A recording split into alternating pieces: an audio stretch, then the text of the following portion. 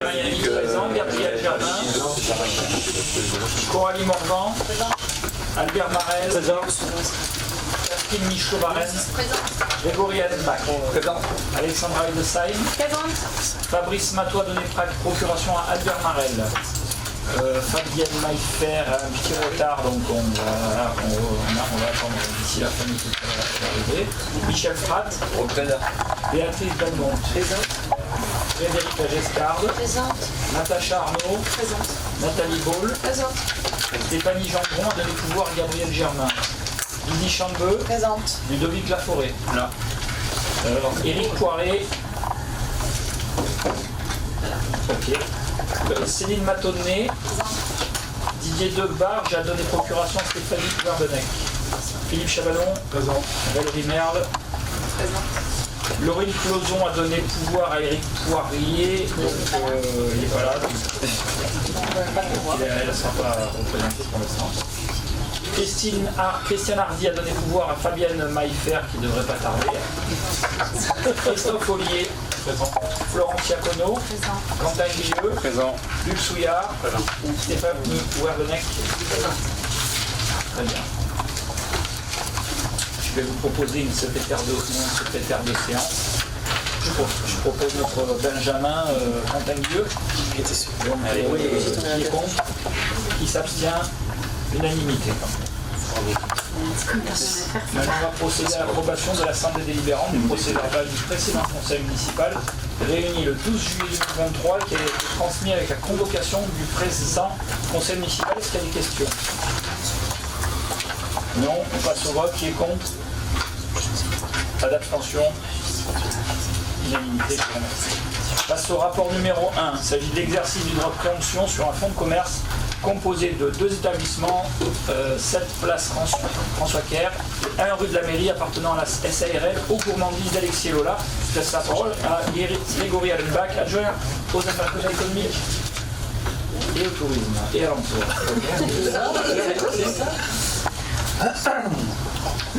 Donc du coup, vu le code de l'urbanisme, et notamment l'article L214-1, vu la délibération numéro 2302-DC M06 en date du 7 février 2023, portant mise en place du droit de préemption sur les cessions de fonds de commerce, de fonds artisanaux, de baux commerciaux et de terrains portant ou destinés à porter des commerces d'une surface de vente comprise entre 300 et 1000 m².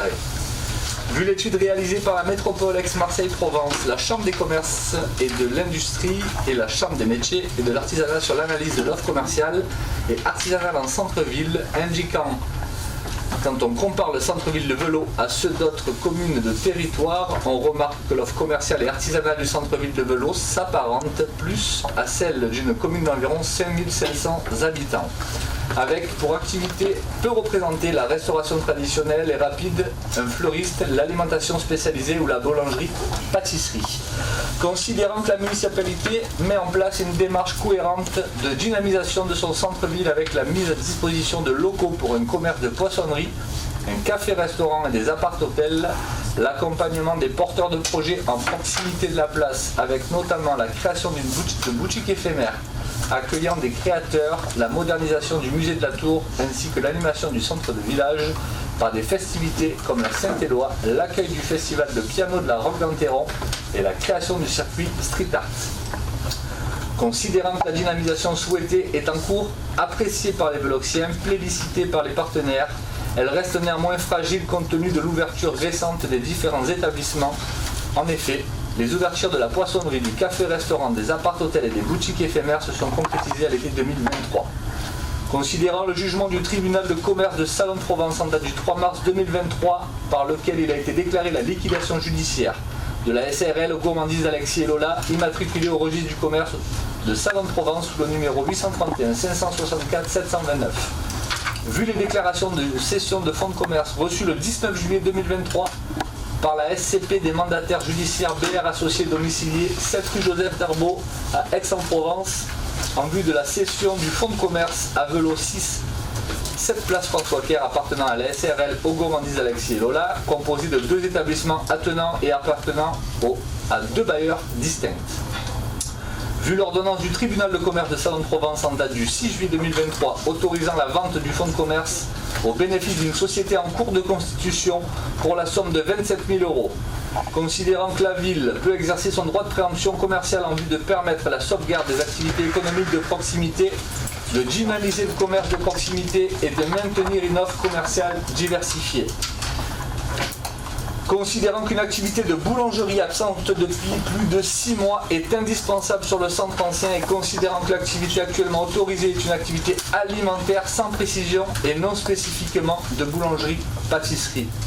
Attendu que dans le cadre de cette préemption, la ville lancerait un appel à manifestation d'intérêt pour une activité de boulangerie-pâtisserie et assurera de la qualité, de la pérennité et du choix des projets proposés. Il est proposé au conseil municipal d'exercer son droit de préemption sur le fonds de commerce composé des 2 établissements, 6-7 place François Caire et 1 rue de la Mairie, ayant fait l'objet des déclarations de cession annexées à la convocation au prix de 27 000 €. Le conseil municipal est invité à se prononcer sur l'exercice de son droit de préemption sur le dit fonds de commerce. Clairement, pour faire court, c'est pas bien compliqué, on a tous compris. Il est important d'avoir la main sur les commerces qui vont ouvrir sur la commune. On a quand même fait étudier les baux qui étaient en cours. C'est assez particulier parce que ces baux ne précisaient pas boulangerie-pâtisserie, mais c'était vaste alimentaire. Alimentaire, ça fait un peu peur. On aime bien avoir la main sur les commerces qui vont ouvrir. Il est important que ce soit une boulangerie-pâtisserie. C'est pour cela que nous avons décidé de préempter ce fonds de commerce, lancer une AMI afin de maîtriser le futur projet qui s'implantera sur la commune, notamment une belle boulangerie-pâtisserie. Voilà. Est-ce qu'il y a des questions? Très bien, on passe au vote. Qui est contre? Qui s'abstient? Unanimité, merci. Rapport numéro 2, il s'agit de la mise en place du dispositif Petit Piéton. Et pour cela, je vais demander à M. Cressolier de nous en parler. Alors, mise en place du dispositif Petit Piéton, à l'initiative de Fabrice Matois, adjoint délégué à la sécurité. Dans un souci permanent de sécurisation des établissements scolaires, la ville souhaite mettre en place le dispositif Petit Piéton pour sécuriser les entrées et sorties des écoles de la commune. Le Code général des collectivités territoriales confie au maire la responsabilité de la sûreté et de la commodité du passage dans les rues, mais ne l'oblige pas à recourir à des policiers municipaux pour assurer la sécurité au passage protégé. En effet, cette mission peut être confiée à des agents communaux et ce recours n'est soumis à aucun formalisme particulier. En outre, les effectifs de la police municipale ne permettent pas d'intervenir systématiquement et simultanément sur les passages protégés aux abords des 2 écoles. Le dispositif Petit Piéton vient donc renforcer le binôme des agents de surveillance de la voie publique, ASVP, pour permettre de faire traverser enfants et parents en toute sécurité aux abords de l'école Jean Genot et de l'école Jean Jaurès par des personnes jusqu'à 75 ans et employées à la vacation. Au-delà de l'aspect sécurité, cette action a également l'avantage de développer les relations intergénérationnelles et de créer du lien aux abords des écoles. La ville souhaite mettre en place ce dispositif chaque jour d'école aux horaires d'entrée et de sortie, le matin de 8h10 à 8h40 et de 11h15 à 11h45, et l'après-midi de 13h10 à 13h40 et de 16h15 à 16h45. Les horaires pourront être réajustés suivant les besoins. Dans le cadre d'actions ponctuelles organisées par la mairie, d'autres missions de veille auprès d'enfants pourront être proposées. L'engagement se fait sur la base de contrats à la vacation et l'indemnité mensuelle est basée sur le taux horaire du SMIC brut. Le cas échéant, la prise en compte des contraintes liées au déplacement vers les écoles sera indemnisée sur la base forfaitaire de 10 € par semaine lorsque toutes les vacations hebdomadaires ont été effectuées. Les agents vacataires seront attachés fonctionnellement à la police municipale, à qui ils doivent signaler la moindre difficulté et rendre compte de leur mission. Les gestes utilisés par ces agents peuvent être comparés à ceux de tout citoyen qui, en faisant un signe à un véhicule de s'arrêter, permet à un autre individu de traverser sur un passage protégé en sûreté, notamment en application des dispositions de l'article R415-11 du Code de la route qui prévoit que le conducteur est tenu de céder le passage au besoin en s'arrêtant aux piétons s'engageant régulièrement dans la traversée d'une chaussée ou manifestant clairement l'intention de le faire ou circulant dans une aire piétonne ou une zone de rencontre. Il est proposé à l'Assemblée délibérante d'approuver la mise en place du dispositif petit piéton dans les conditions susvisées. Voilà, le conseil syndical est donc le principal est donc invité à se prononcer sur la mise en place du dispositif petit piéton. S'il y a des questions? Pas de questions? On passe au vote. Qui est contre? Qui s'abstient? Unanimité, je vous remercie. Rapport numéro 3, il s'agit des décisions modificatives numéro 2 au budget primitif 2023 de la commune. Albert Marel, adjoint délégué aux finances. Le 14 mars, nous avons adopté le budget primitif communal avec un suréquilibre de 815 000 € en fonctionnement. Ce budget en suréquilibre est possible depuis qu'on a la nouvelle nomenclature M57. Avant, l'année passée, quand on était en M14, on avait une section qui s'appelait des frais exceptionnels, dépenses exceptionnelles, imprévues. Donc, on a voté le 14 mars 815 000 €. Le 6 juin, on a adopté en conseil municipal la décision modificative numéro 1 pour un montant de 120 000 €, ce qui a passé le suréquilibre à 695 000 €. Ce soir, nous proposons une DM numéro 2 pour un montant de 55 000 €. Donc le suréquilibre passerait à 640 000 €. Pourquoi cette DM ? Pour les deux points précédents, principalement, donc ce que vous a présenté Grégory Lembach, la préemption des baux de la boulangerie, que vous a présenté Christophe Ollier, le petit piéton. Et on a aussi une demande, une rallonge pour le ramassage et l'évacuation des dépôts sauvages. Voilà pourquoi on a ouvert cette DM et on propose cette DM au vote ce soir. Avez-vous des questions? Il y a aussi en complément une somme qui était pour la société New Energy qu'on avait pris pour nous faire faire des économies d'énergie et qui nous a coûté effectivement, je ne veux pas dire de bêtises, 5 000 €, mais qui nous a fait économiser 12 500 € de recettes, ce qui fait qu'une fois qu'il a été payé, la ville a économisé 7 500 €. Voilà. Effectivement, de temps en temps, on fait des petites études, mais c'est le but, c'est toujours d'économiser. Est-ce qu'on passe au vote? Qui est contre? Qui s'abstient? Ok, ça va. Rapport numéro 4, avis sur la définition des modalités de collaboration avec les communes en vue de l'élaboration du plan local d'urbanisme intercommunal, le PLUI du Pays Salonnais. Je laisse la parole à Coralie Morin, adjointe déléguée aux travaux d'urbanisme. Alors, les principes généraux des modalités de collaboration donc, sont les suivantes. Comment on va travailler pour faire ce PLUI? D'abord, on va avoir la conférence intercommunale de PLUI des maires du Pays Salonnais qui se réunira sur 3 reprises. Donc, lors de l'examen des modalités de collaboration avec les communes, pour la présentation des avis joints au dossier d'enquête publique, après enquête, comme le prévoit le Code de l'urbanisme, et avant le vote en conseil métropolitain de la prescription du PLUI. Ensuite, il y aura séminaire PLUI des maires du Pays Salonnais qui complète la conférence des maires afin de permettre aux communes et à leurs maires de participer aux travaux d'élaboration du PLUI. Se réunira tout au long de la procédure d'élaboration de ce PLUI autant besoin et à minima. Donc pour la présentation de l'avant-projet et du projet d'aménagement du développement durable, c'est le PADD, pour la présentation du dossier avant arrêt et pour la présentation du PLUI après enquête avant son approbation. Les communes collaboreront au travers d'une sollicitation pour avis à chacune des étapes suivantes. Donc, préalablement à la définition des modalités de collaboration avec les communes, préalablement au débat sur les orientations générales du PADD, après arrêt du Conseil de la métropole, et préalablement à l'approbation du PLUI par le Conseil de la métropole. Des réunions thématiques se tiendront tout au long de la procédure et autant que de besoin, afin de permettre aux communes et à leurs maires de participer aux travaux d'élaboration du PLUI. Ces réunions portant sur un thème bien défini ou sur un secteur géographique donné pourront être organisées à l'échelon communal ou à l'échelon de plusieurs communes. De plus, des échanges réguliers auront lieu avec chacune des communes. Une attention particulière sera portée pour la phase de rédaction du règlement. Ces réunions doivent permettre aux maires et à leurs représentants de contribuer activement aux travaux de co-construction du PLUI et de s'assurer de l'approbation du projet par les communes. Donc, le conseil municipal est invité à émettre un avis favorable à la définition des modalités de collaboration avec les communes, précisées préalablement à la prescription de l'élaboration du PLUI salonné. Si vous avez des questions.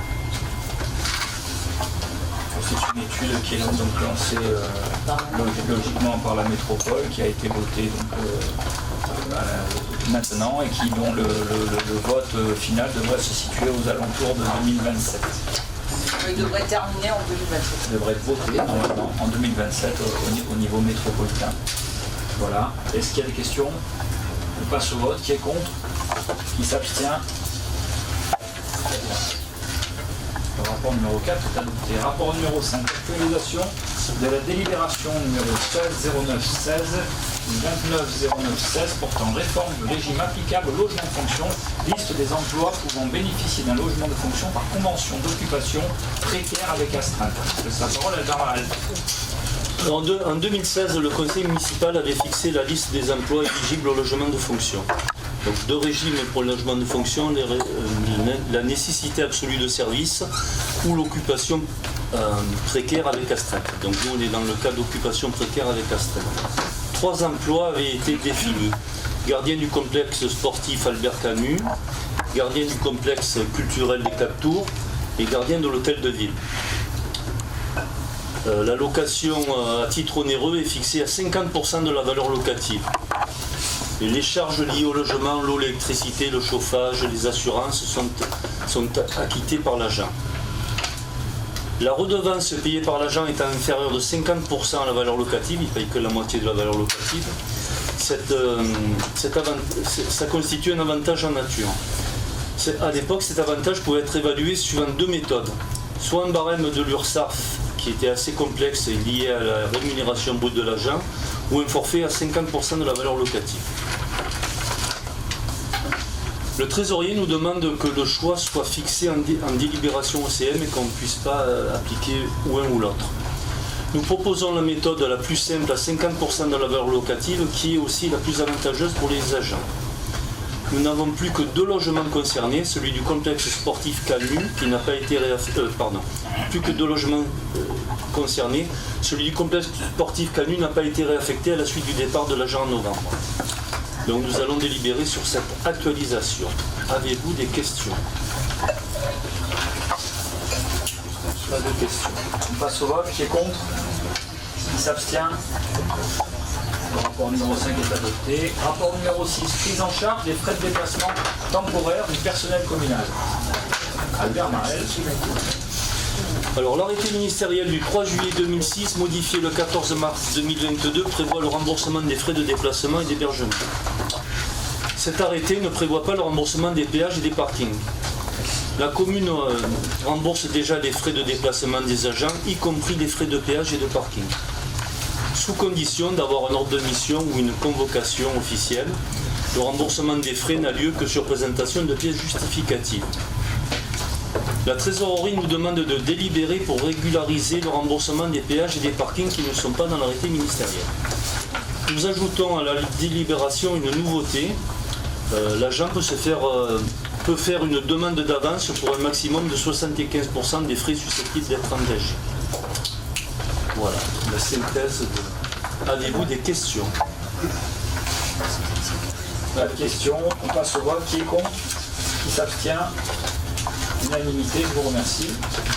Rapport numéro 7, candidature au label 100% EAC, éducation artistique et culturelle. Laisse la parole à Nathalie Baule. La commune de Velot est engagée depuis plusieurs années dans une politique culturelle et éducative innovante, inclusive et pluridisciplinaire. Par délibération numéro 0903/21 en date du 24 mars 21, une convention pour la généralisation de l'éducation artistique et culturelle, EAC, a été approuvée par l'Assemblée délibérante et signée conjointement avec le ministère de la Culture et le ministère de l'Éducation nationale en juillet 21, qui nous invite à poursuivre son déploiement auprès de tous les publics. La généralisation de l'éducation artistique et culturelle 100% EAC vise le bénéfice pour chaque jeune d'un parcours cohérent de la naissance à l'âge adulte, nourri de pratiques artistiques et culturelles, de rencontres avec des artistes et des œuvres, d'occasions multiples d'acquérir, approfondir et mettre en perspective ses connaissances. Elle suppose que tous les acteurs susceptibles de contribuer à la construction et à l'enrichissement de ce parcours travaillent de concert. Le label 100% EAC a été lancé en 2021 par le ministère de la Culture et le ministère de l'Éducation nationale. Il a vocation à distinguer les collectivités portant un projet ayant pour objectif une éducation artistique et culturelle de qualité pour 100% des jeunes de leur territoire. Il encourage et valorise l'engagement partenarial à l'échelle des territoires à travers les collectivités qui l'animent dans une logique de mutualisation efficiente du moyen. Ce label, 100% EAC, est l'occasion pour la commune d'élaborer une stratégie sur 5 ans dans le domaine de l'éducation artistique et culturelle, le label étant accordé pour une durée de 5 ans renouvelable. L'obtention du label permettra à la commune de devenir le fer de lance de la politique EAC sur son bassin de vie et de proposer avec les communes alentours une politique territoriale sur l'EAC. Cette labellisation permettra à la commune d'intégrer le réseau national des collectivités labellisées dans une dynamique de fertilisation croisée, de mutualisation et de partage de connaissances. Ce label permettra de pérenniser la démarche EAC de la commune, notamment les actions auprès des scolaires, et permettra d'élargir les publics cibles dans les années à venir. Petite enfance, seniors, public des établissements médico-éducatifs, public des établissements sociaux. L'obtention du label 100% EAC est conditionnée au dépôt d'un dossier en ligne et à l'engagement de la commune à mettre en place une stratégie de développement vers le 100% EAC pour les années à venir. Il est proposé à l'Assemblée délibérante de formaliser son engagement en autorisant le dépôt de candidature de la ville pour l'obtention du label 100% EAC. Le conseil municipal est invité à se prononcer sur son engagement dans la démarche visant à atteindre le 100% EAC. Est-ce qu'il y a des questions? On passe au vote. Qui est contre? Qui s'abstient? Qui est contre? Unanimité, je vous remercie. Rapport numéro 9, ce sont des données actes de décision du maire. Actualisation des tarifs de location de l'espace Nova Velot. Oui, effectivement, le rapport numéro 8, on marque l'espace Nova, je fais la même chose. Je redonne la parole à Nathalie Baule. J'enchaîne. Par délibération numéro 5/5/21 en date du 18 mai 21, l'Assemblée délibérante a actualisé les tarifs de la location de l'espace Nova Velot. Il convient d'actualiser de nouveau ces tarifs. Il est rappelé que l'espace Nova Velot est loué à la journée avec une amplitude maximale d'occupation des locaux de 15 heures. Les locations auront pour objet d'accueillir des opérations associatives culturelles ou socioculturelles, des opérations culturelles de comités d'établissement, des congrès ou conventions d'entreprise ou d'entreprises publiques. Elle consiste en la mise à disposition des lieux avec encadrement technique, administratif et réglementaire adapté. En sont exclues toute prestation liée à l'organisation de services complémentaires, restauration, mise en œuvre de spectacles vivants qui seront à la charge directe du locataire. Il est proposé à l'Assemblée délibérante d'instaurer la tarification suivante. Premièrement, pour une mise à disposition de l'espace Nova Velot sans accueil du public ni représentation, résidence d'artistes, la journée 1 500 €, le forfait de 6 jours à 6 500 €. Deuxièmement, pour une mise à disposition de l'espace Nova Velot avec accueil du public et représentation, location à la journée avec amplitude maximale d'occupation des locaux de 15 heures, opération d'association et d'entreprise domiciliée à Velot, 3 500 €. Opération de petite forme menée par des PME, institutions publiques et associations extérieures à Velot. Pour des opérations privées, 3 500 €. Des opérations ouvertes au public, 4 500 €. Opération de grande forme menée par des PME, institutions publiques et associations extérieures à Velot. Opération privée, 5 500 €. Opération ouverte au public, 6 500 €. Étant précisé que des opérations ouvertes au public sont des événements visant à accueillir le grand public et pour lesquels l'organisateur peut réclamer un droit d'entrée et réaliser de la publicité. A contrario, les opérations privées sont des événements dont l'entrée est liée à une invitation et pour lesquels aucune publicité n'est faite. Les renseignements au sujet de l'événement en question ne sont fournis qu'aux membres invités. La commune se réserve le droit de mettre à disposition le plateau pour des résidences d'artistes en lien avec la programmation culturelle de l'année, selon un conventionnement spécifique. Les abattements pourront être pratiqués en cas de location répétée dans l'année. Au-delà de 3 locations annuelles, moins 20% sur les locations suivantes. Au-delà de 5 locations annuelles, moins 30% sur les locations suivantes. Chaque location fera l'objet d'un contrat entre la commune et l'utilisateur. Le conseil municipal est invité à se prononcer sur la tarification ci-dessus détaillée. Est-ce qu'il y a des questions? Quel est le montant à la journée des charges de la location des charges de l'espace Nova? En fait, entretien, assurance, si on lisse sur la journée. En dehors des moments d'ouverture ou vous voulez? Je ne comprends pas votre question. Est-ce que c'est chaque jour, quelle que soit la fonction de Nova? En fait, j'imagine que vous lissez la charge d'assurance et quand c'est en journée ouverte, à savoir l'accueil du public, l'évaluation, combien ça coûte, le nettoyage. À la journée, est-ce qu'on peut avoir un ordre d'idée par rapport à ça? À la journée. J'imagine que comptablement, vous pouvez lisser ça. Je ne vois pas trop le principe de lisser ça, mais en tout cas, ce qu'on peut vous... Ça nous permet d'avoir un ordre d'idée. Du coup, si vous voulez, on vous fait parvenir tout ce qui est facture. De toute façon, tout est largement visible et vous pourrez vous faire le calcul du lissage si ça vous intéresse. Voilà. Merci. En fait, c'est juste pour savoir le lissage, c'est en fait vous voulez savoir pourquoi. En fait, savoir, oui, d'avoir En fait, le coût d'une journée suivant ce qui est fait à Nova n'est pas du tout le même. Donc le fait de lisser, vous allez avoir quelque chose qui va être uniformisé, mais dans quel but en fait? On fera les calculs très bien. Non mais faire les calculs c'est bien, je voulais juste par curiosité intellectuelle savoir pourquoi vous c'est simplement de savoir combien ça coûte quand il y a un accueil du public. Oui, quand il y a un accueil du public, on peut le dire facilement. L'assurance sur l'année, enfin le coût, tous les coûts de l'espace Nova. Donc le coût sur une ouverture, on peut le faire, mais on peut le faire sur une journée d'ouverture pour un spectacle. Mais le principe du lissage, j'ai du mal à comprendre en fait. Ça nous permet, nous, quand vous allez louer à une entreprise avec l'accueil du public, de savoir combien à la journée ça coûte l'accueil du public, derrière l'entretien des locaux, tout ça, c'est ça. Donc plutôt de savoir en fonction de ce qui est fait à Nova. Parce que, par exemple, pour une location de plateau, ça ne sera pas le même coût à la journée que pour une ouverture pour un spectacle. Nous, d'ailleurs, on a un ordre d'idée du... D'accord. Ok, très bien. Écoutez, on vous donne des renseignements de fonctionnement. C'est ça que je voulais savoir, c'est le coût de fonctionnement du coup. Exactement. Savoir si c'est en raccord avec le prix de la location. Non, pas du tout. Non, après ça nous permet effectivement d'avoir un ordre d'idée s'il y a un bénéfice ou pas, c'est logique, mais derrière avoir un ordre d'idée de combien coûte la gestion de l'espace. Ok. Très bien, ok, on passe au prix d'assurance. Est-ce qu'on peut passer au vote? Qui est contre? Qui s'abstient? Très bien. Le rapport numéro 8 est adopté. Alors le rapport numéro 9, je me dis voilà, donc c'est une donnée acte et une décision du maire. Il y a un avenant numéro 1 à l'arrêté portant convention d'occupation de termes de fonction avec astreinte au complexe culturel des 4 tours.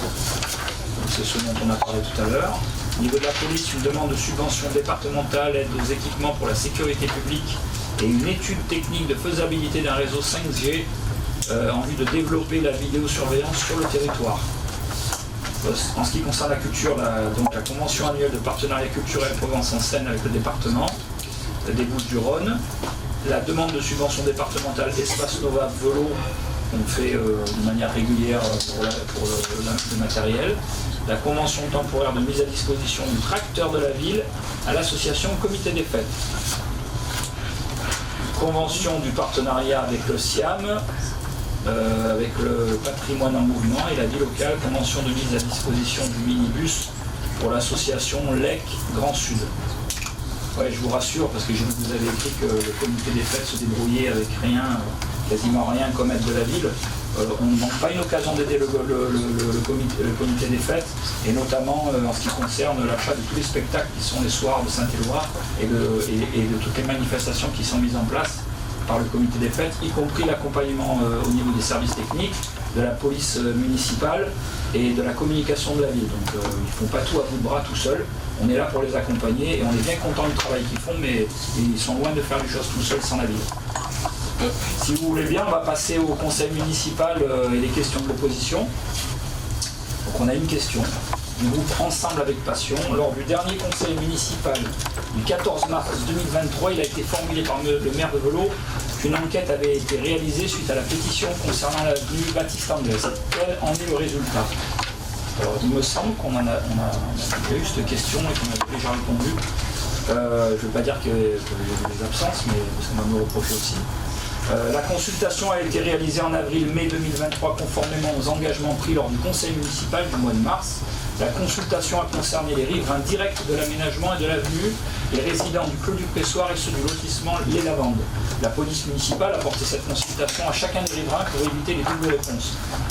Nous n'avons eu que 36 réponses sur les 90 qui étaient espérées. Le taux de réponse est donc de 40% et il faut le constater assez peu élevé. Les résultats, ils indiquent que la plupart des personnes qui ont répondu sont plutôt satisfaites du nombre de places de stationnement supplémentaires et surtout de la baisse de la vitesse. D'ailleurs, le conseil de quartier des hameaux, pour votre information, vient de demander le même type d'aménagement pour faire baisser la vitesse dans le lotissement. Si la vitesse de 30 km/h est respectée, alors l'aménagement n'est pas dangereux, y compris sur la chicane en virage soulignée par la pétition. L'avenue ne sera pas reprise. Il y a maintenant 9 mois de recul sur cet aménagement, aucun accident, aucun accrochage à relever dans cette période. Au contraire, c'est une pacification de l'avenue qui est à souligner, renforcée par la pose d'un panneau stop au sortir du lotissement qui a aussi été demandé et auquel on a répondu. Donc vous avez dit 36 réponses sur 90 à la baisse. 36 sur 90. D'accord, 36 réponses sur 90, merci, 40%. La plupart des personnes sont satisfaites, c'est-à-dire combien là sur l'étude, parce qu'une étude quantitative c'est assez précis. C'est combien? Écoutez, il y avait plusieurs questions, je ne l'ai pas sous les yeux. Notamment les contentements, ils étaient sur plusieurs questions. Il y avait à la fois le nombre de places qui étaient mises. Est-ce qu'on pourrait avoir, en fait, comme ça évitera qu'on se pose la question la prochaine fois. Bon, on va passer un retour de ce qui a été fait. Très bien. En termes de questions, je voulais quand même, je crois qu'on a terminé l'ordre du jour, mais je voudrais quand même vous poser une question parce que j'ai quand même lu la tribune d'opposition parce que je suis assez curieux et j'ai pu lire. Vous parliez de la place Caire. Donc oui, je ne reviendrai pas sur la question par le comité des fêtes. Mais vous parlez du démarrage du bistrot Caire. Vous marquez qu'il y a un peu du mal à trouver une relation simple avec les Velociens. Je voulais juste que vous puissiez m'éclairer sur cette situation en fait, notre part. Vous parlez de quelle tribune? Parce qu'il y a 2 tribunes en fait. Velot en avant. Voilà. Vous me regardiez, c'est pour ça que je suis désolé. Désolé. Parce qu'il y a eu des petits soucis avec le personnel, j'ai fait des remontées avec certaines personnes. D'accord, ok. C'est tout. Donc en fait, vous avez un avis sur la gestion d'un commerce qui s'implante par rapport à des problèmes qu'il peut y avoir avec Non, parce qu'après on nous a annoncé un bar et arrivé à une certaine heure, on a ça c'est autre chose, on pourra en reparler si vous voulez. Mais moi ce qui me gêne fortement, si vous voulez, c'est que pour des gens qui veulent soutenir le commerce local et qui n'ont eu de cesse de faire des messages en disant que le village se mourait et qu'il fallait qu'il redémarre, force est de constater, même si je ne veux pas sombrer comme vous le disiez dans l'autosatisfaction permanente, qu'il y avait un remplissage depuis l'ouverture de cet endroit-là qui était quasiment plein tous les soirs, et c'est vrai que ça peut aussi soulever des problématiques pour les commerçants. Moi je ne vais pas faire d'ingérence, ce sont quand même un couple de jeunes Velociens qui ont investi 500 000 € dans ce magasin que tout le monde attend. Et j'aurais juste aimé que de la part d'opposants politiques, mais qui visent finalement à gérer aussi la commune de Velot, il y a un peu plus d'empathie envers des jeunes Velociens qui encore une fois ont investi énormément d'argent, et je trouve que de mettre sur une tribune d'opposition critiquée alors que même ce restaurant depuis son ouverture est plein quasiment tous les soirs, je veux dire, je trouve que c'est un peu... Tout entrepreneur investit en fait, c'est pas la peine de venir, enfin je veux dire, un entrepreneur c'est normal qu'il investisse, qu'il fasse des prêts, Ça 500 millions. Comment vous pouvez... Moi, écoutez, moi je voulais juste vous dire, faire part de mon... Voilà, je trouve que c'est écœurant sur un restaurant qui ouvre sur Volo, qui est censé remettre de la vie dès la première tribune, de dire qu'ils ne savent pas gérer avec... alors ça, encore une fois, c'est pas vous, c'est vous, mais je trouve que... Voilà, je trouve ça très maladroit et j'en suis... profondément heurté et sachez qu'ils le sont aussi. Voilà. Parce que c'est quand on vient de lancer un restaurant avec autant d'investissement et qu'on y met autant de son énergie, alors je sais que vous y reprenez aussi les horaires d'ouverture. Au niveau horaire d'ouverture, je pense que si on compare les horaires d'ouverture de ce restaurant, de ce bar-restaurant avec tout ce qu'il y a eu précédemment, je pense qu'il n'y a même pas de débat sur le temps d'ouverture. Après, c'est pour la fête. Hein. Oui, non, mais moi j'entends bien. Je trouve juste dommage, voilà, je veux dire, de condamner des jeunes repreneurs qui ont investi énormément et qui donnent énormément de leur temps dans un restaurant qui cartonne, qu'on le veuille ou non, même si on pourra toujours améliorer et répondre à toutes les demandes. Et voilà, je trouve que, enfin, je veux dire, encore une fois, comme vous le dites, vous très bien aussi, les Voloxiens apprécieront. Il y a Craig. C'était juste pour compléter, effectivement, ils ont été très touchés par cette tribune. Honnêtement, ils ont mis beaucoup d'énergie quand même pour ouvrir cet établissement, beaucoup d'argent. Alors oui, chaque entrepreneur investit beaucoup d'argent, c'est vrai, mais ils ont quand même été très touchés psychologiquement par votre tribune. Tout ça pour... on sait l'histoire qu'il y a eu. On la connaît, l'histoire qu'il y a eu, et on sait avec qui. En tout cas, sachez qu'on sait, on était présents ce soir-là. Donc on comprend maintenant pourquoi c'est pas. Sachez que ces gens-là... Que c'était pas quoi? Un bar. Alors, les gens, ils aimeraient bien si je peux, un bar c'est une brasserie, effectivement. Boire un verre de blanc à 8h du matin, on ne peut pas, c'est vrai. Ça, je suis d'accord avec vous. Ils vont aussi s'améliorer, puisque l'année prochaine, ils prévoient d'agrandir leur terrasse pour satisfaire cette clientèle-là. Donc là, ils l'ont entendu, et vous avez raison. Par contre, c'est quand même un établissement qui tourne à aujourd'hui, qui fait plus de 150 couverts, qui ont des avis sur TripAdvisor ou sur Google qui sont juste extraordinaires et qui viennent d'être contactés par le Goemio. C'est tout ce que j'ai à dire. Maintenant, concernant un bar, comme vous dites, de village, je vous invite à faire le tour de toutes les communes autour. Les bars de village, ça se meurt. C'est plus viable.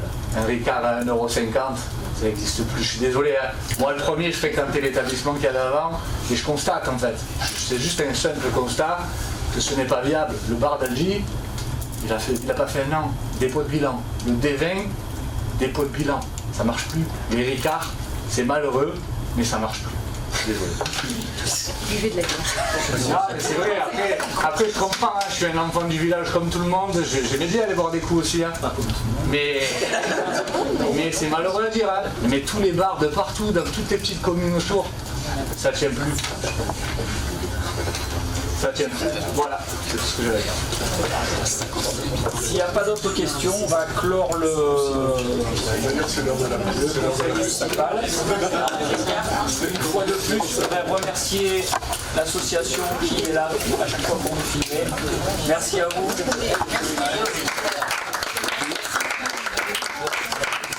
Et merci aux agents qui sont là. Merci.